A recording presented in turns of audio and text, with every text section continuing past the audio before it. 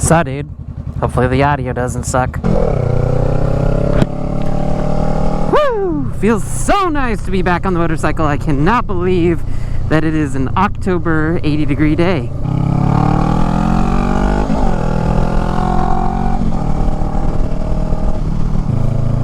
What is going on, everybody? Thank you for tuning on into the Evergreen Motovlog channel. Today, I'm going to be talking about the Honda Rebel 1100, the Rebel 500, and my decision to purchase the Rebel 500 over the Rebel 1100. So stick on around and let's get into it.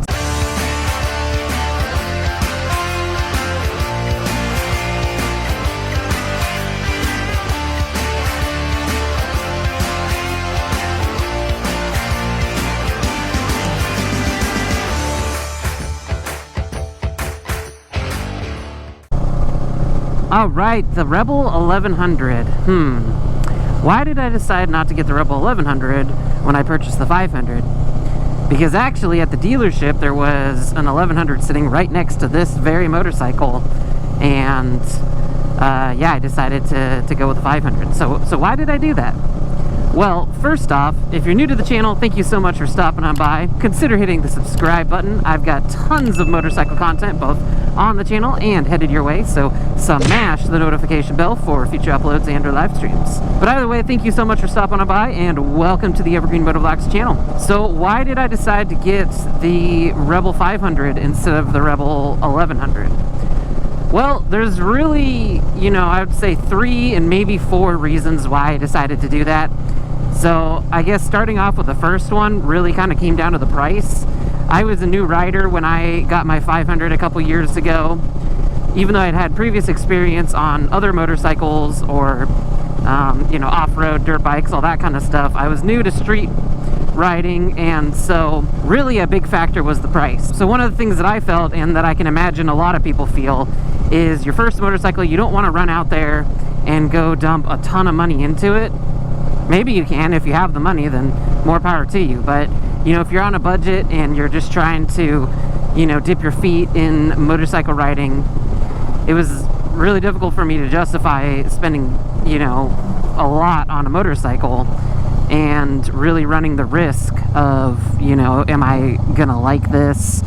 Is this going to be the right bike for me to get? All of that kind of stuff. Definitely one of the big reasons was price. Going out and spending $10,000, $11,000 on a first motorcycle is kind of a difficult thing to justify.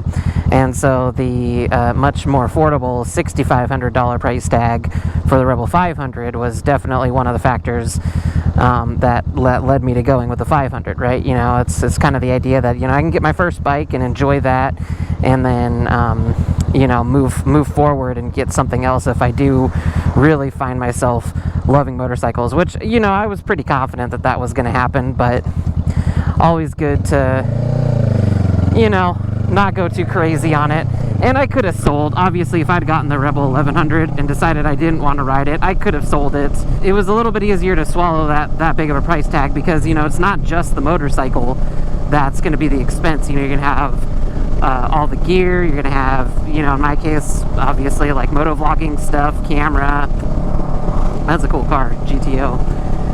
It was really funny just to kind of cut off on a side tangent. That 4Runner in front of me, that lady was on her phone. Sorry.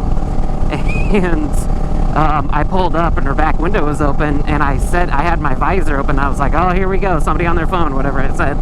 And she quickly moved the phone over to the side, whatever. I mean, she's probably driving fine, but still, get off your phone and save some lives. Then she moved the phone over to her left side, and right as she did that, a sheriff pulled right past her, and I don't think he saw it, but for a minute there, I was definitely contemplating lane splitting my way on up to the sheriff and being like, hey, she's on her phone. This person's on their phone. Yeah, or, oh.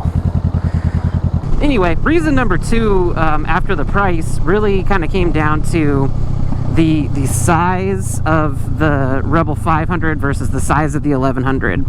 So when I went and sat down on both motorcycles, it really kind of came down to, again, my first bike and what made me feel comfortable. And the Rebel 1100 was just large and bulky, and the 500 just kind of fit a little bit better at the time.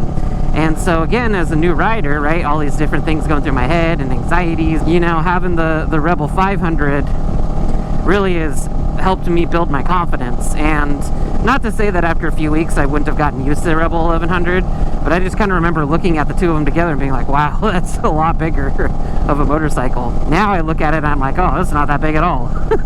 So, you know, just the different things that kind of going through my head and all that kind of stuff. And yeah, then the next thing that was a factor kind of goes along with the size of the bikes, but it was the power. I was definitely concerned about the Rebel 1100 having too much power and, you know, just kind of being too much bike to kind of start out. If you haven't already, go ahead, check out my video on why I decided to get the 500 over the 300. But I was already kind of in that in-between stage of, you know, 500 versus 300. And so now I'm, you know, trying to factor in an 1100, and that's just, you know, that's double the size of the 500. That's a huge jump. And I wanted to kind of play it safe. Again, I wanted to learn on something, and the 500 has plenty of power, and it does great on the highway. Check out my review videos, all those kinds of things I have on the channel. You know, the 500 does awesome with power, so I definitely thought, you know, that getting the 500 was going to be a good amount of power to start with, something that I could kind of grow into and enjoy for a long time, and I didn't think I was going to be limited for a while. And the other thing too was, you know, the 1100 really was new at the time when I was getting my 500. It had just come out. It was that model year.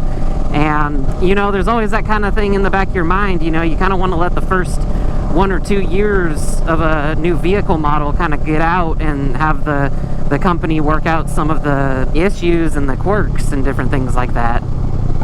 And you're kind of even seeing that a little bit right now too. You're seeing some of those older, those 21 and 22 Rebel 1100 models having some oil leaking issues and different things like that. And so, you know, it was kind of a combination of all those things that led me to get the 500 over the 1100.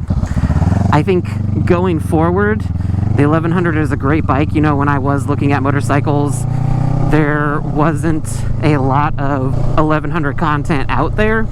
And so, you know, it was kind of, again, trying to make those decisions and not really knowing much about the bike. You know, I knew a lot about the 500 because there was a ton of 500 content out there. So, you know, I'd had a chance to do a lot of research and check out the bike and all that kind of good stuff. Whereas with the 1100, it had just come out. There really wasn't a lot about it online. And I was worried about starting out on something a little bit too big, a little bit too expensive. Yeah. But like I said, ultimately, I don't think the 1100 is a bad bike at all. So, dude, I actually think it's a great bike, and who knows, maybe I'll end up getting one day. But for me, in my situation where I was a newer rider, getting my first street motorcycle, you know, trying to decide between different bikes, I just felt like the 500 was a good middle ground that I could start on and get a lot of use out of, which, you know, I mean, I'm almost at 7,000 miles on this bike, and I'm loving it. So definitely getting tons of use out of it. But leave a comment down below and let me know what you think about the Rebel 500 versus the Rebel 1100. If you think that the Rebel 1100 would be a good bike to get as your first motorcycle. I know I do see a lot of people say that you can get the Rebel 1100, put it into rain mode, and learn on that. So if I ever do get a chance to experience the 1100 more, I will put it into rain mode and will ride it around and see if that's something that I feel like I agree with, or if that's just, you know, some people might have started off a little more confident than I did. It kind of depends on the situation. Everyone's riding situation is different, and at the end of the day, when you're going to get a first bike and you can't really do any test rides, you can really only go with what you think is best.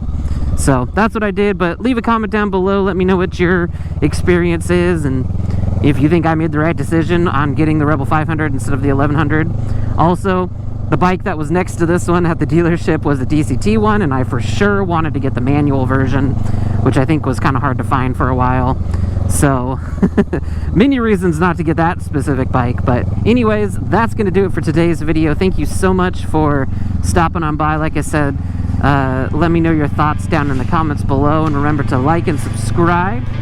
And this is the Evergreen Motovlog channel, reminding y'all to ride safe out there, mind your surroundings, and I'll catch you all in the next one. Peace.